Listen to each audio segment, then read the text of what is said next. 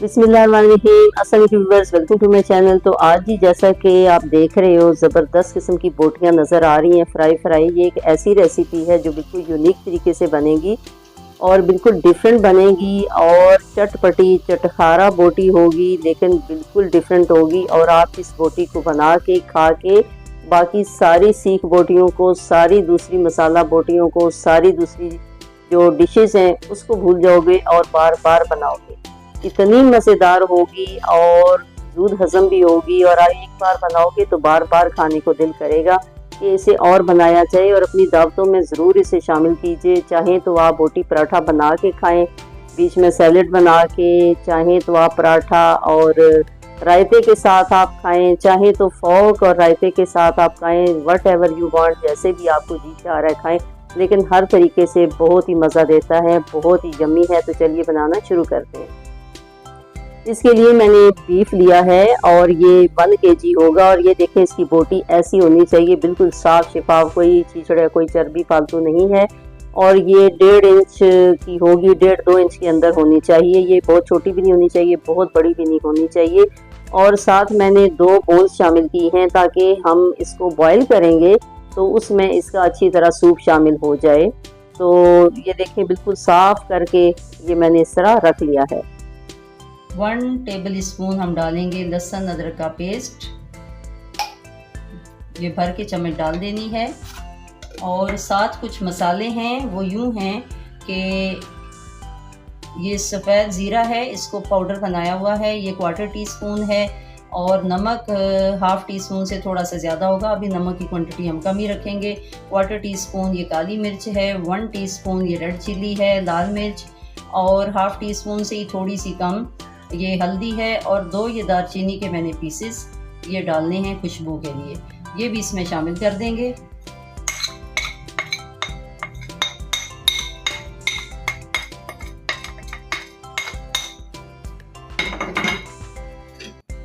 साथ एक ये आधा प्याज है, आधे प्याज को यूं मैंने चॉप कर लिया है, ये बारीक, ये इस तरह देख लीजिए इसकी क्या शक्ल है।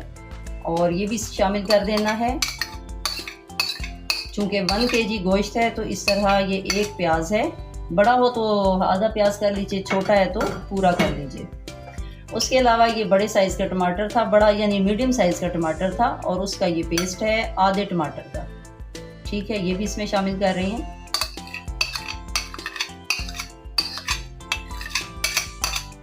ये बनने क्या जा रहा है ये आप देखिए। और इसके साथ होममेड योगर्ट है, ये दही, ये शामिल कर देंगे 3 चम्मच, ये काफ़ी है।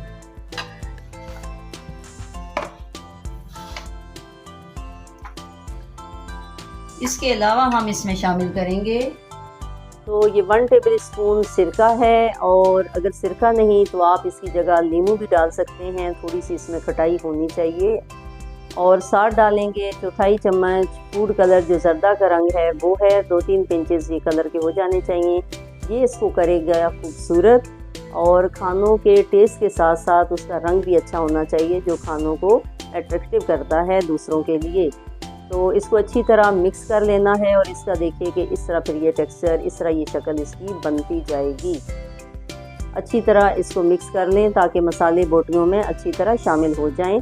और नेक्स्ट स्टेप ये होगा कि इन सब को कुकर में गलाना है।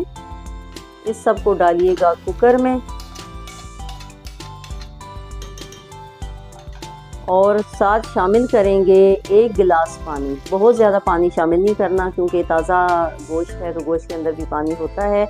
और चम्मच से इसको अच्छी तरह मिक्स करें। देखिए, मैं करीब से भी आपको दिखा रही हूँ कि किस तरह इसका रंग और किस तरह इसकी शक्ल है। और उसके बाद फिर कवर करके ऊपर इसकी जो कैप है वो लगा देंगे और इसको मीडियम फ्लेम पे हम कुक होने देंगे। और इसकी विसल जब बजती है तो उसके बाद का टाइम मैं काउंट करती हूँ, जो मैंने 10 मिनट रखा हुआ है। आप अपने कुकर के मुताबिक देख लिया करें, सम टाइम कुछ जल्दी भी गला देते हैं, थोड़ी और देर भी लगती है।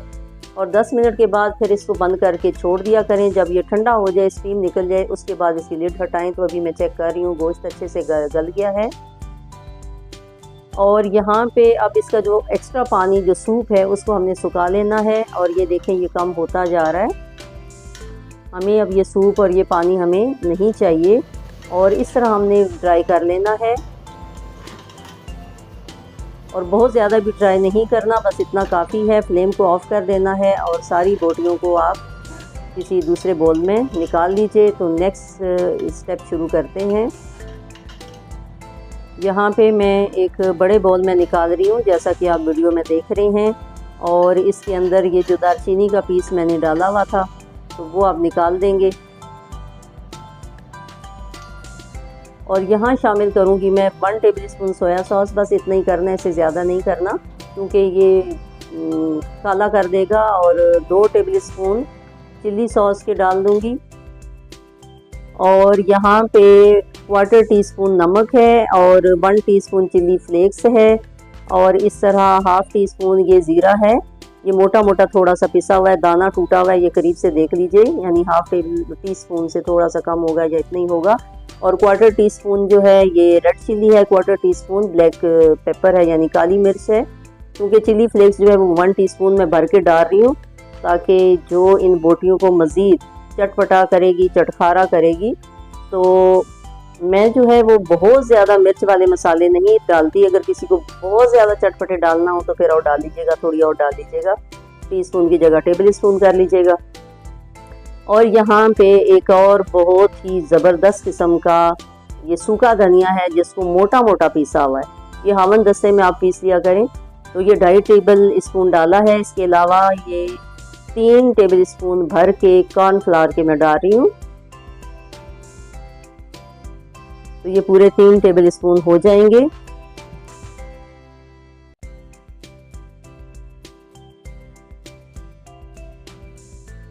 इसके साथ मैं 1 टेबलस्पून ये बेसन का डाल रही हूँ। और ये दोनों का जो फ्लेवर होगा ना मिलके, ये बहुत ही अच्छा बनता है। तो इन सबको मिक्स कर लेंगे ताकि ये बोटियाँ अच्छी तरह कोटेड हो जाएं। और अभी मैंने पानी शामिल नहीं किया।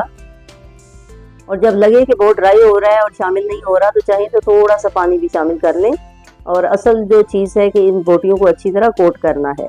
अब यहाँ पे नमक मिर्च को चेक कर लीजिए, अगर कम लगे तो थोड़ा सा और डाल लीजिएगा। और यहाँ पे 1 टेबलस्पून सिरका भी साथ डाल रही हूँ ताकि इसमें खटास आ जाए। पहले बॉईल करने के साथ थोड़ा डाला था और अभी डाल रही हूँ।